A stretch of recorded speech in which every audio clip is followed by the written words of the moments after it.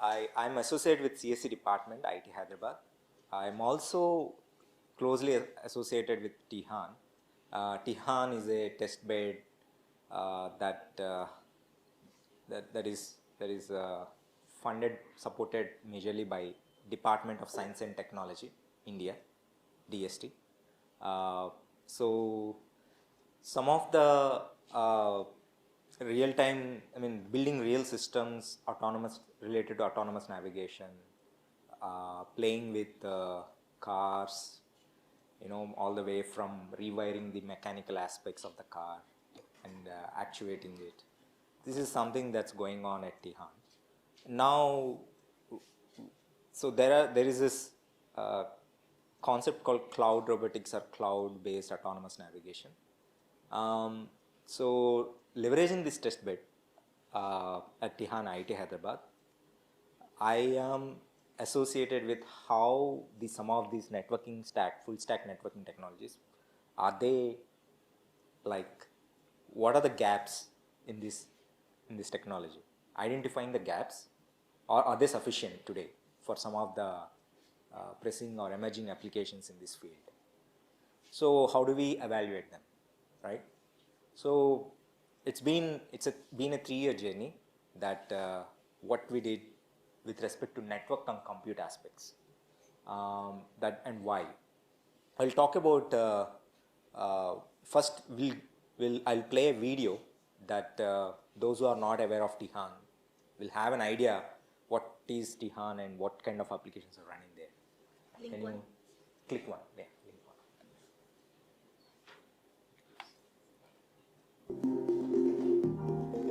IIT Hyderabad is awarded a Technology Innovation Hub on Autonomous Navigation and Data Acquisition Systems TiHAN by DST-NM-ICPS with a total budget outlay of 135 crores for a period of 5 years. As part of this, IIT Hyderabad has taken a magnanimous effort to develop the first of its kind state-of-the-art integrated test bed on autonomous navigation for terrestrial and aerial vehicles within its campus in the country. Features of the envisaged autonomous navigation test bed include proving grounds, test tracks, state-of-the-art simulation technologies like SIM-NIL-HIL-VIL testing, road infrastructures like intersections, pedestrians crossing, bus stop, smart poles, intelligent traffic signals, BMS, environment emulators, V2X communications, drone runways and landing area, centralized ground control station, mechanical integration facility.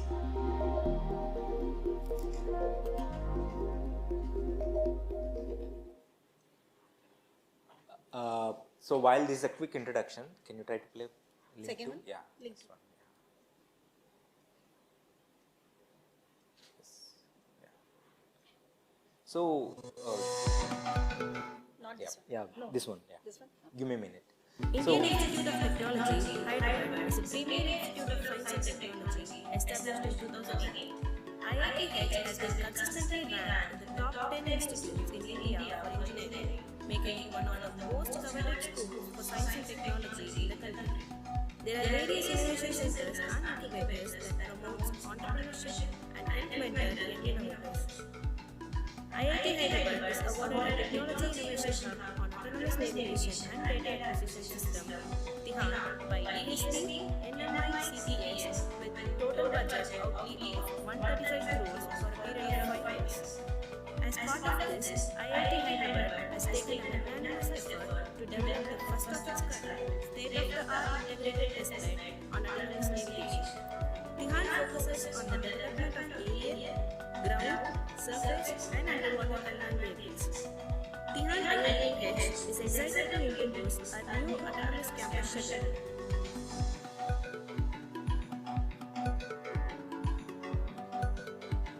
The autonomous shuttle showcases cutting-edge technology, offering a convenient and efficient mode of transportation within the campus premises.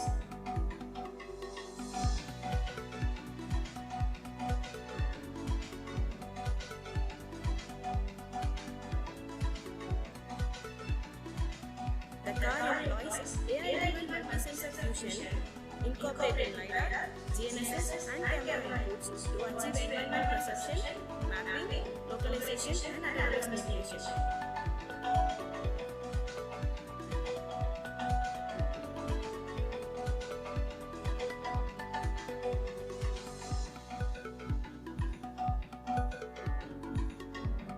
Your safety is our utmost priority, and we want to ensure a secure and pleasant experience for all passengers. Enjoy your ride and please share your experience by scanning QR available in the schedule. Yeah, that's good. Thanks.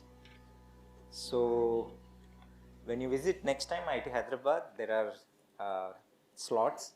You can sit in that vehicle. Every day, 4-5 slots are there. You can sit in that vehicle and see, experience the, and give the feedback. Okay. So now, why I showed this video? First thing, as you see, as you can imagine, maybe I'll come to this next slide. Can you go to next slide? Next. Yeah, this one. Yeah. So, see this picture on the left hand side bottom, right? This is a very high level ongoing, something that is processing going on the vehicle, very high level. It's not detailed, but eventually if you break down, if you can break down into components, right? We have sensors, stereo vision, camera, LiDAR, LiDAR is missing there, GNSS, and these sensors are feeding data to compute engine that is sitting in the middle. Largely they use operating system called robotic operating system called ROS, and inside that ROS it takes feed from multiple sensors. That ROS is designed to take the data from multiple locations, process that data, and then come up with some meaningful action items. What are the meaningful action items for a navigation purposes? Bring the or apply brake, right? And move the steering direction to right, left by certain angle, right? Some degree. So these are some meaningful decisions that come out of it. But if you see, sensors is one aspect, actuation, the final action that is taken care is one, but in the middle is the compute. So, and this compute, the amount of compute, memory, storage, or the type of knowledge that it requires, the access to the data, right? Can we fit that into one onboard device? Imagine a Google Maps. We are using Google Maps today, right? So if this guy wants to navigate, so it has to take the map data, detect objects, and what type of object that it has to detect. There are 100 things generally, like it has to detect there is a speed breaker, traffic signal, pathole, a person is coming, a lane change, track, if the vehicle right next to it is coming towards the vehicle, so it has to take some action, right? 360-degree view, and then when we go inside into the on the road, right, we see all of these things. We do this, but we get used to it. But we do this when if you drive a car or a bike, you know you're all doing these things. So imagine a vehicle has to do all of these things, and number of algorithms there, detection algorithms, object detection algorithms, and other data processing algorithms, sensor data that has to collect and process the data, right? So this is all compute, and heavily this is dominated by AML today. Okay, you collect the data, train the models, deploy it on the board, and when the data comes, do the inference, and then do it. Now, running this inference model on board, and this inference model has to be keep updated, right? Otherwise, you may use less accurate, unsafe models because it may become out of date over a period of time. So today, imagine a car you have, right? Do you get software updates from the vendor? Very, very rarely today, right? Maybe tomorrow Tesla comes up, some Tesla car, that expensive car, they do get software updates day to day. they are connected to the internet generally, but not the cars that we see in our day-to-day, like low-cost cars. Imagine the campus shuttles when they will become get updated to the internet public cloud. It's a long journey, long story, right? So so there are so you can see the things like pipeline, sensors, AM, ML actuation, and the type of action has to be taken within the 100 millisecond deadline. And onboard compute and memory are limited. May not be on the cars, but other types of autonomous vehicles. Imagine, right?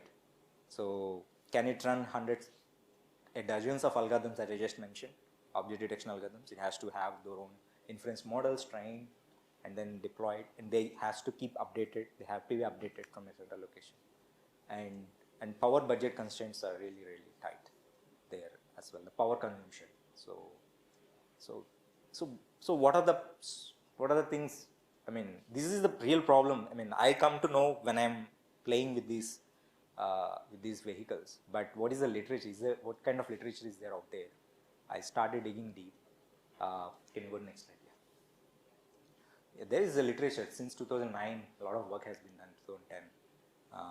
The first term coined is cloud robotics. So where the ideas are in the cloud connected by a wireless network, you have a lot of data available, processed, and using cloud compute resources, ML, AI algorithms are trained, and this data keep updated from the cloud throughout the world, learning from other robots. So, and then it keeps updated, and the updated models are again back deployed into the robots. That's the idea, high level. But 2010 till now, we have ideas, but where is the ground to play these ideas? So, and if at all, but there are problems. We cannot go directly with these type of ideas. Like if you see some of the issues that can clearly see the amount of data that has to be transferred, the sensor data, LiDAR data, camera data from hundreds of thousands of vehicles, the network will become a bottleneck. Not only that, security privacy concerns because of the borders. Country, the data doesn't, I mean, imagine in a manufacturing plant, it's a more highly secured environment. You don't want their manufacturing process to be processed somewhere in the third-party cloud, right?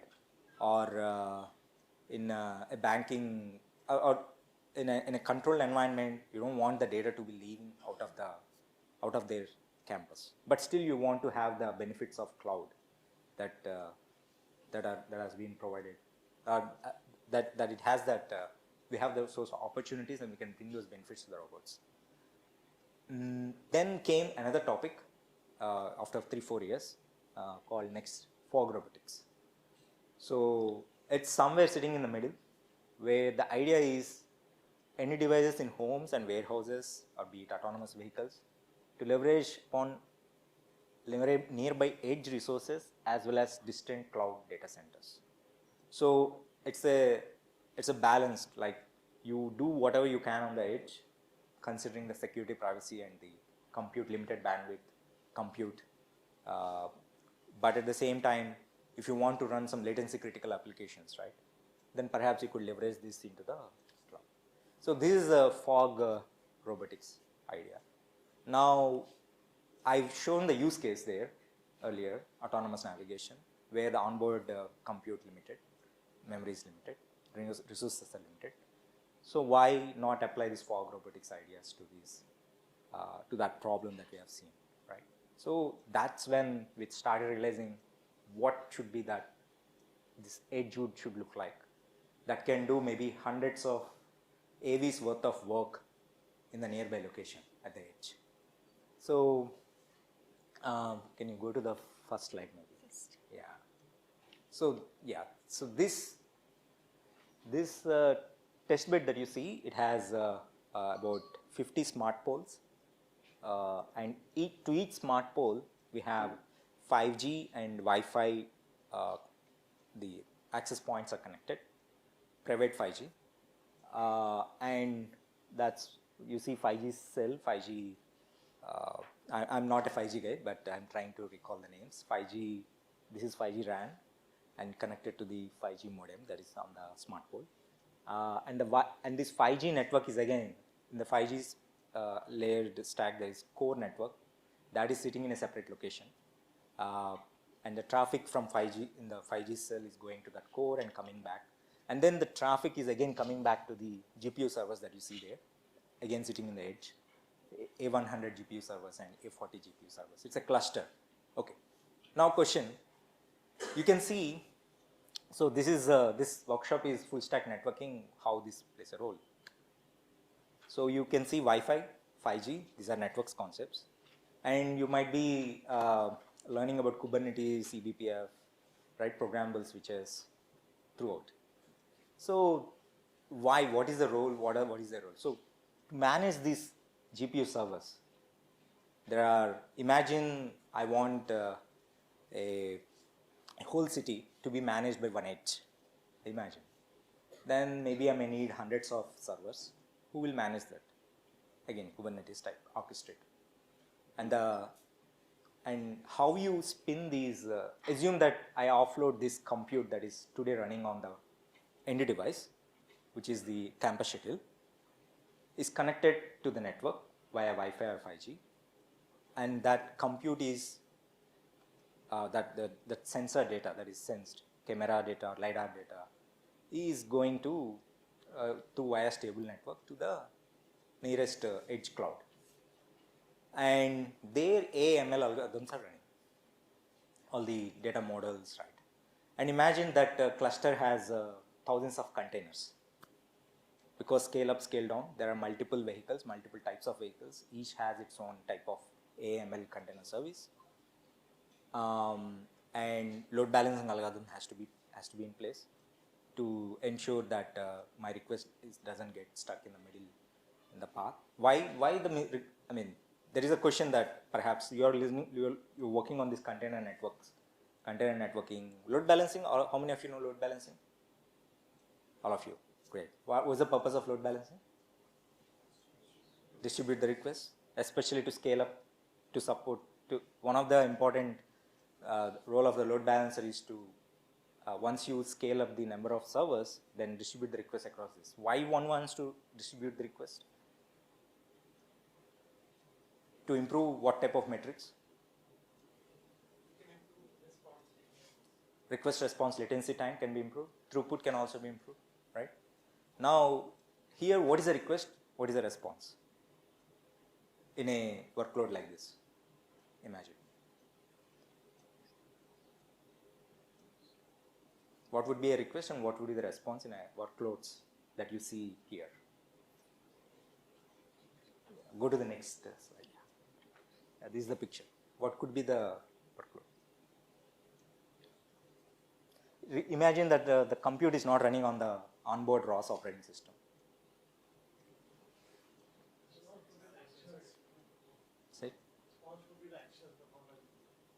Response would be the action supposed to be performed in the vehicles. And what is the request? What would contain? The data from the sensors that it has collected. Okay, that's right. So now, what's the size of this data?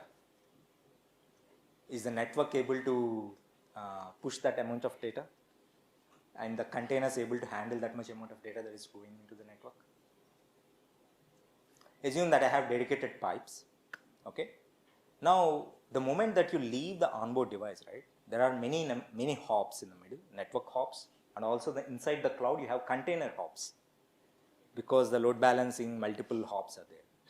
So the performance of a request response latency here, the performance in network is defined by is bottleneck link. So though if there are 10-20 hops, assume there are 20 hops in the middle. If one hop is the bottleneck link, then the performance is defined by that bottleneck link. If one container in the path, or if one hop in the network is delaying packets by tens of milliseconds, then your request is delayed by tens of milliseconds. But what is my time budget there? 100 milliseconds. So how would you design your network, both inside the cloud and also the network that is connecting these end devices to the cloud? It's a co-design of network processing and also the co-design outside the cloud networking. So they have to work together to enable these type of applications. Today, I'm a co-design of both network and the edge cloud technologies and enabling these applications. If you don't have such technologies and tools, right, then maybe realizing this type of offloading compute to the cloud and doing the processing there and the benefits, reap the benefits out of it. We keep talking, but we may not be able to see the benefits of it. Though the technology, though the ideas are there, theoretical ideas are there, individually they are good, but end-to-end system has to come together. So we have, that is one of the primary reasons we built our own private 5G networks, also the private edge cloud. So we have control over both and test these type of ideas. Performance aware load balancing. So that's one of the main project that I want to highlight in this talk. Any questions before I jump into that? How much time we left? We're done, right? You can take 5 minutes? 10 more minutes. Yeah. Any questions? Yeah, next. You can go to the, right here. This one? Yes. So the approach that like to highlight here is this: offload compute heavy vision based object detection jobs to the nearest to get started with. Okay, LiDAR based data can be offloaded later, but just get started with vision based object detection to the nearest edge cloud. So the same picture that you saw earlier, but one change is there. Earlier, the feed is directly, the YOLO models of the object detection AML models are running on board. Now they are offloaded. There's a TAE agent, you see the green box there. That is communicating with the smart pole, that guy, and then now sending the data to the edge cloud. And the response is coming back. So that's the main difference between in the previous picture and this picture. Now, so essentially you are replacing the onboard compute with the edge cloud. But is this going to work all the time? What could be the potential problems that you can imagine? Would this work? We have dedicated networks, we have dedicated cloud just for these workloads.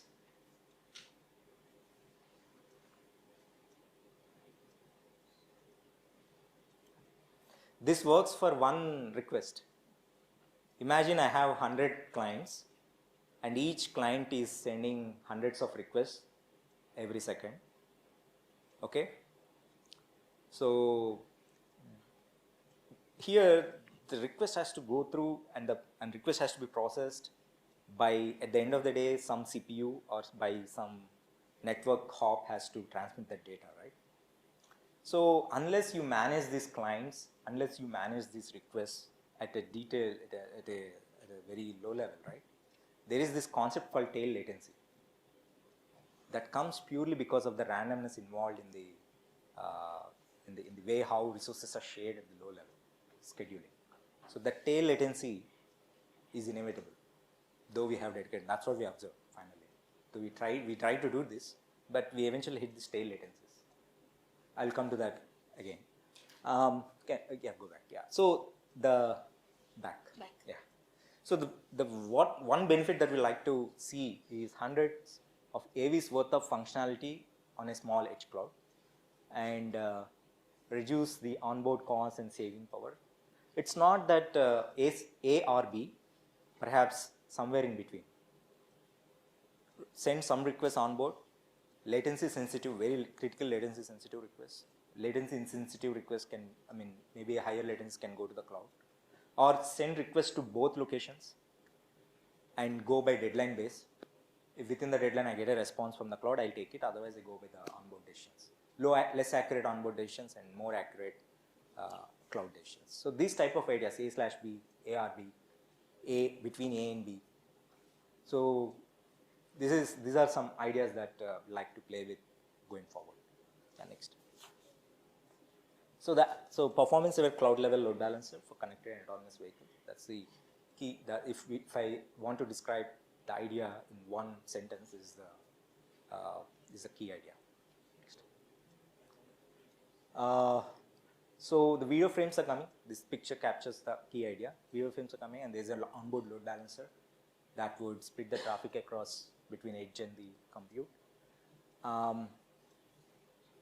And you need to know somehow the frame type of applications that are running. So some application insights should be given to the load balancer. Delay insensitive comes in there. And the load balancer should be a function of applications delay tolerance, networks delays, and edge cloud availability at that point of time when the request comes. Application accuracy level, high or low, whether are you looking for highly accurate AML models or the low it's okay to run it on the low accurate models, less accurate models, and the current load on the onboard. So why I'm worried about all these things is that number called tail latency, 99.9%.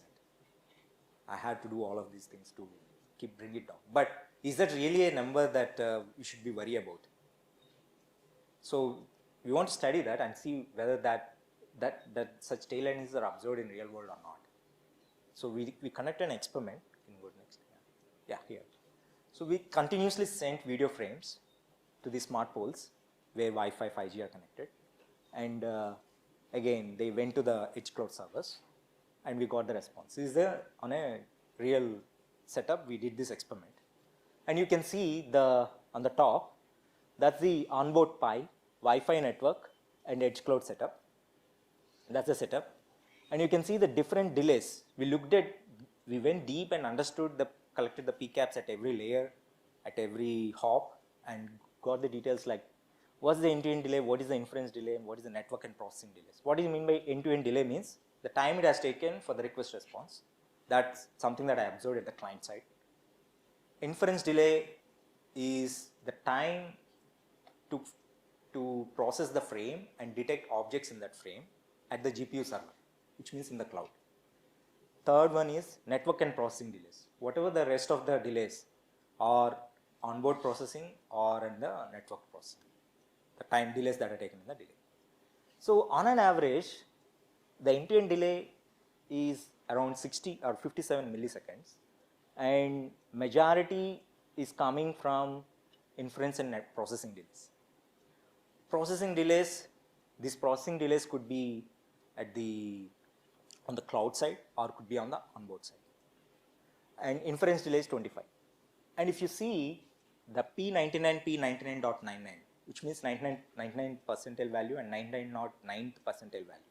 The last value, if you put it in an increasing order, they are almost 10 times higher than the average value. So imagine that I have a frame, a person come, and before an autonomous vehicle, and the frame that captures that person is stuck in the queue and observe this tail latency. My deadline is 100 milliseconds, but it takes the last 413 milliseconds to get the response. Right? No, that solution won't work. So what should we do? Right? So then we further break it down into other low-level things like where exactly the latency is coming from, who is possibly the main culprit.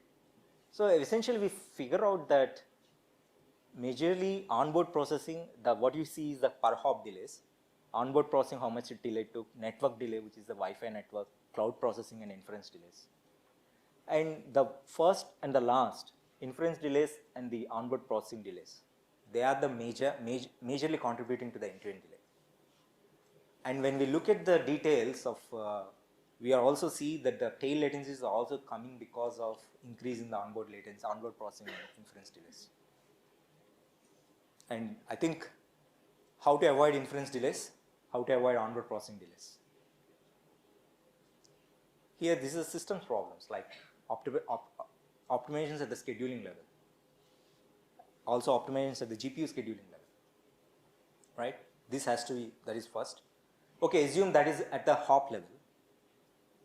There is another when assume that the request is being processed by one GPU currently, and another request comes. While that frame is being processed, a new frame, another frame comes. What that frame, where it ends up? That frame would be waiting in the queue till the GPU is free. Am I right? So this is like somehow the frame ended up and going into the GPU, and then it is waiting there. Perhaps this could be avoided altogether. Don't send the frame at all to that GPU if you know that the GPU is busy for some amount of time. This going up back to the job scheduling mechanisms, that you're supposed to know in advance that the GPU is busy, or the network path to that GPU is busy in the cloud or in the network. So what type of monitoring do you need? How do you detect that is the start of the first packet of the frame? Again, when you want to distribute the load across GPUs, right? It's not that you distribute the packets just like that. You have to distribute at the frame level, because otherwise the underlying TCP connections, pipes that are built, proxies, they broke. It won't work that way. So you can't just split the packets. Let's say half packets of one frame, half packets of another frame went to another different GPUs. What will happen? You don't know what will be the result, right?